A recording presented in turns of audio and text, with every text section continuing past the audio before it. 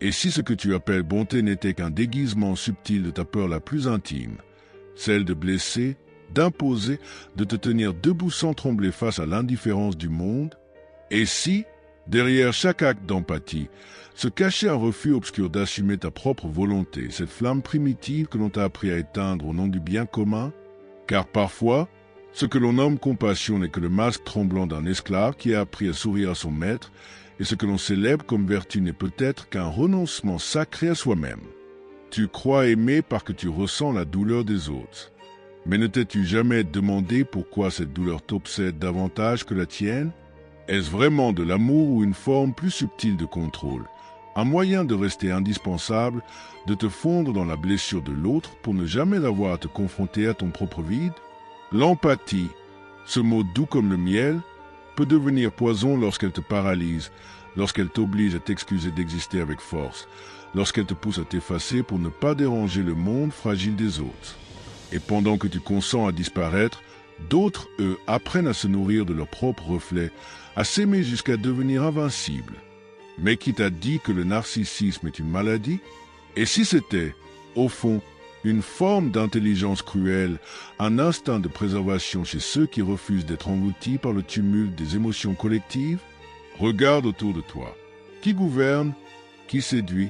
Qui façonne le récit que les autres répètent comme des prières?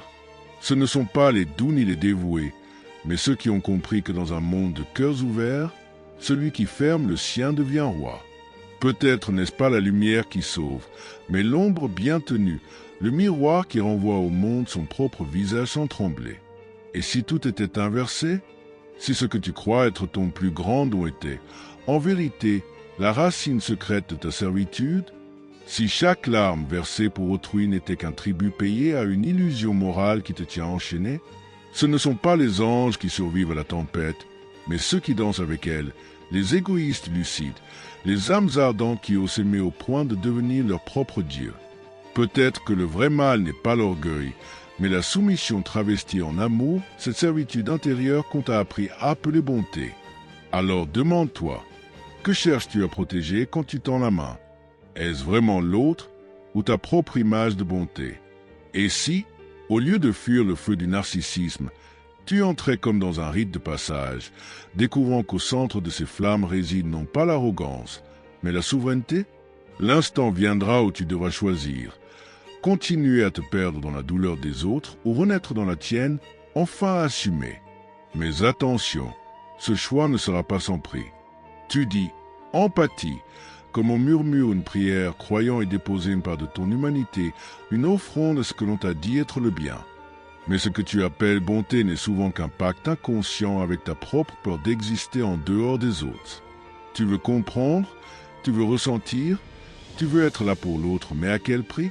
Chaque larme étrangère que tu accueilles devient un grain de sable dans la machine fragile de ton identité. Tu te dilues, tu deviens spectateur de douleurs qui ne sont pas les tiennes, mais qui finissent par t'habiter plus intensément que ton propre souffle. Et dans ce théâtre des émotions partagées, tu oublies le rôle le plus essentiel, celui de toi-même. Ce n'est pas de l'amour, c'est une abdication. Une abdication douce, masquée, socialement célébrée, mais qui ronge en silence la force brute de ton centre. Car il existe en toi une voix plus ancienne, plus tranchante, que l'on a réduite au silence de l'enfance. Cette voix disait « Tu peux être seul, tu peux être fort, tu peux être tout ».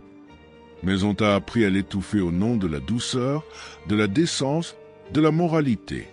On t'a appris que te choisir, c'était abandonner les autres. Que t'aimer, c'était blesser. Que poser des limites, c'était être cruel. Et ainsi, tu es devenu docile, un être de soin, de présence, de compréhension infinie. Mais derrière ce masque d'or pâle, un gouffre s'est creusé. Ce n'est pas de l'oubli, c'est un exil.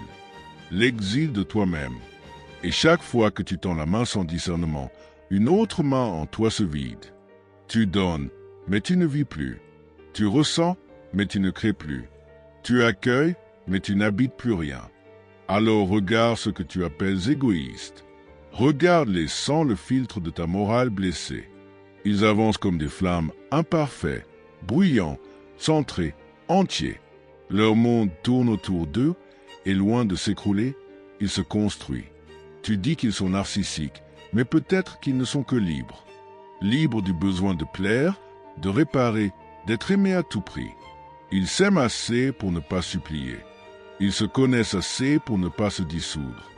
Et si ce que tu appelles arrogance était simplement la forme adulte de l'instinct de vie, et si leur force n'était pas une violence, mais une clarté, le refus absolu de mendier une place dans un monde qui récompense les cœurs ouverts en leur demandant toujours plus de silence, il y a, dans ce narcissisme que tu rejettes, un savoir brut, celui de ne pas attendre la validation, de ne pas s'excuser d'être, de ne pas se tordre pour entrer dans les moules d'un amour conditionnel. Mais cela te dérange, n'est-ce pas? Parce que cela ébranle ton idée de justice, ton besoin de reconnaissance, ton espoir que la bonté soit enfin vue, honorée, aimée. Tu voudrais croire qu'être bon suffit, qu'aimer suffit, qu'écouter suffit. Et pourtant, le monde ne tourne pas selon cette logique. Il élève ceux qui osent imposer leur présence, même maladroitement. Il célèbre ceux qui se choisissent. Et toi, que fais-tu pendant ce temps? Tu consens, tu espères, tu t'épuises. Ce que tu vis n'est pas une noblesse silencieuse, c'est une extinction lente. Et le plus cruel, c'est que tu le sais. Au fond, tu sais que tu mérites plus, que tu pourrais brûler d'une flamme souveraine. Mais tu as peur, peur de devenir comme eux, peur de perdre l'image de toi que tu as construite dans le regard de ceux que tu sauves. Alors tu restes là, dans cet entre-deux, ni ange ni souverain, suspendu dans l'attente d'un monde qui ne changera pas. Mais il y a un point de bascule, une minute exacte où tout peut se renverser. Ce n'est pas un cri, ce n'est pas un drame, c'est un frisson, une certitude nouvelle qui germe dans le ventre comme une vérité ancestrale. Tu n'as pas été créé pour te sacrifier.